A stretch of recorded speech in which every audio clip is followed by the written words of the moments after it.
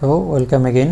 তাহলে আমরা এখন কি করব, ভিজুয়াল স্টুডিও কোড ওপেন করব। আমরা আমাদের প্রথম অ্যাপটি তৈরি করব। নিউ একটা উইন্ডো নিয়ে নিই, কেটে দিই। আচ্ছা, ভিএস কোড ইউজ করতেছি কেন? কারণ এটা লাইট ওয়েট এবং বলতে পারেন যে ইজি টু ইউজ।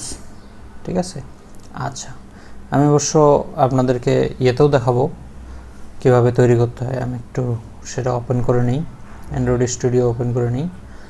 ওকে, আচ্ছা, আমরা প্রথম আমাদের ফ্লাটার প্রজেক্ট তৈরি করব। ঠিক আছে, এখানেও আমরা একটা নিউ উইন্ডো নিয়ে নিই। এই যে দেখেন, আমাদের ভিএস কোডটা ওপেন হতে কত সময় লাগছে ক্লিক করার সাথে সাথে, আর এটা ওপেন হতে আমাদের কত সময় লাগলো। আবার কি ইন্ডেক্সিং, এসব ডাউনলোড, ওই বহুত ঝামেলা। ঠিক আছে, যদিও অনেক বেনিফিট আছে কিন্তু এখানে ইউজ করার, তারপরেও একটা সহজে ইউজ করার একটা মজা আলাদা। ঠিক আছে, আমি এখানে একটা নিউ উইন্ডো নিয়ে নিই। আচ্ছা, আমরা একটা নিউ ফ্লাটার প্রজেক্ট তৈরি করব। দেখেন, নিউ ফ্লাটার প্রজেক্ট। ঠিক আছে, যদি আপনার এটা ঠিকঠাক মতো ঠিক করা থাকে, তাহলে যদি সেটআপটা ঠিকঠাক মতো করা থাকে তাহলে আমাদের কি এরকম আসবে আর কি, নিউ ফ্লাটার প্রজেক্ট। এখানে দেওয়া আছে ফ্লাটার। ঠিক আছে, ফ্লাটারের যে পাথ দেওয়া থাকবে।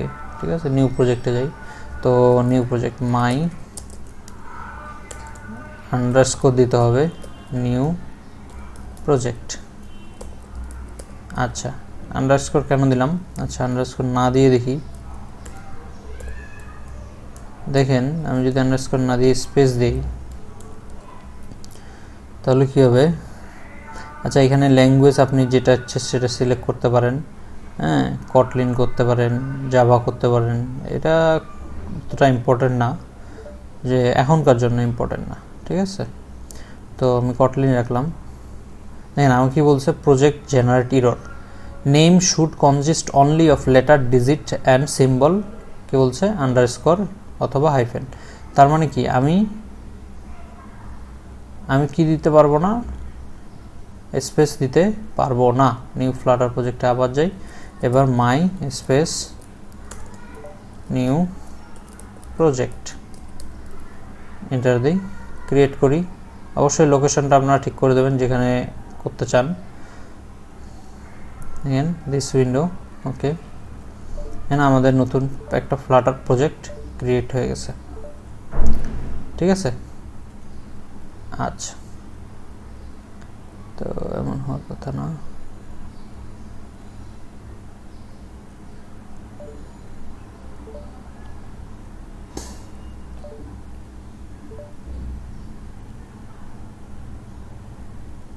আচ্ছা, আমাদের এটা কটলিন প্রজেক্ট হয়ে গেছে, ফ্লাটার প্রজেক্ট হয়নি।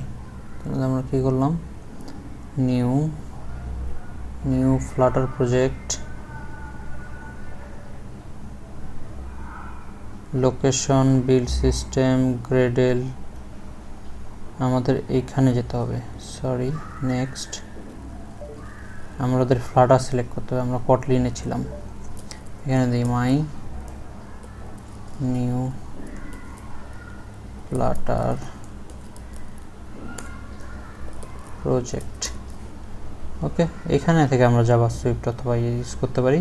তো প্ল্যাটফর্ম আমরা কি দিতে পারি সেটা দেওয়া আছে এখানে।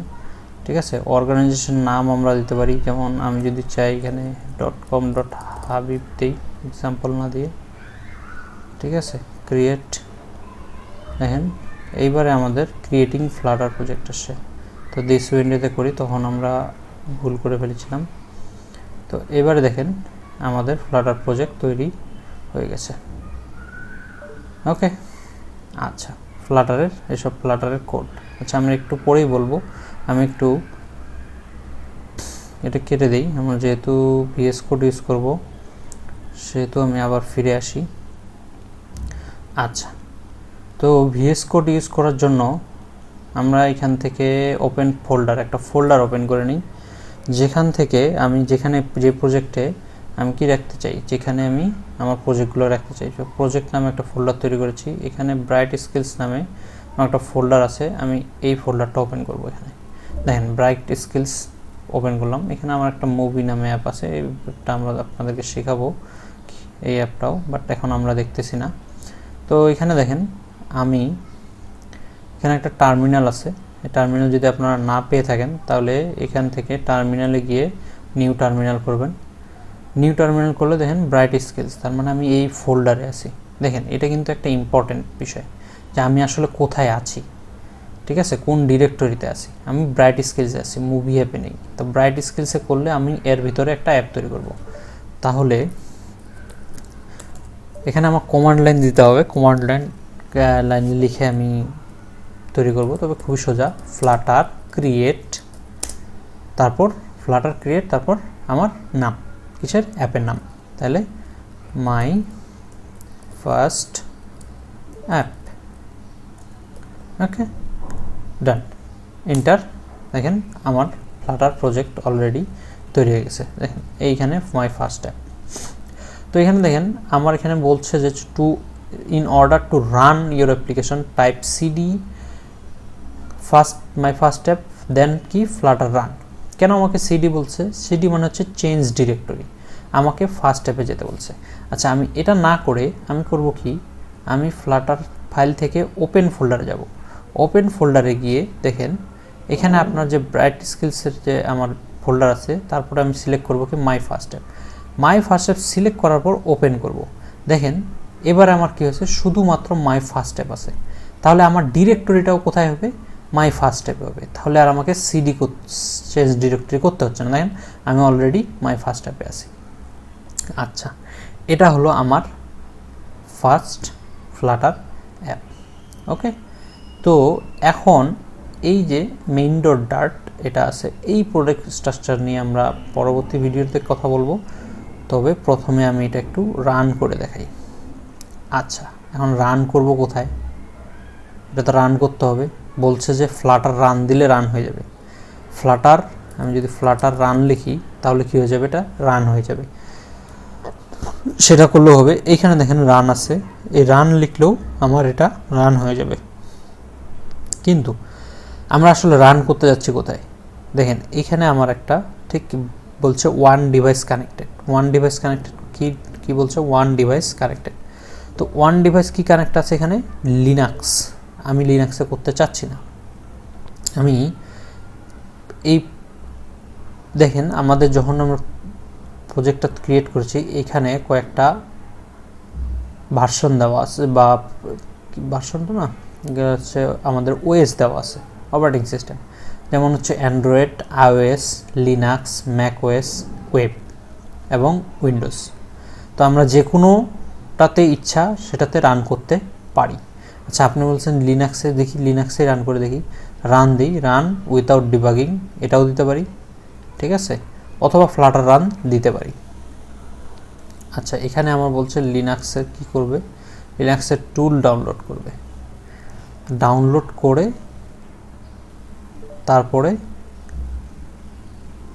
রান করবে।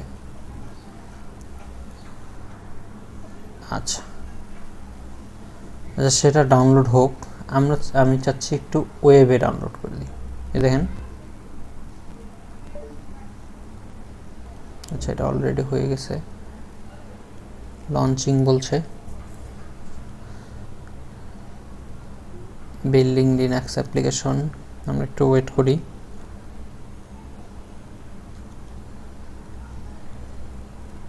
ফার্স্ট টাইম ডাউনলোড রান করতে একটু সময় নেবে, কিন্তু পরবর্তীতে আর এই সময়টা নেবে না। এখানে দেখেন অনেক ধরনের, দেখেন অলরেডি আমার এটা রান হয়ে গেছে।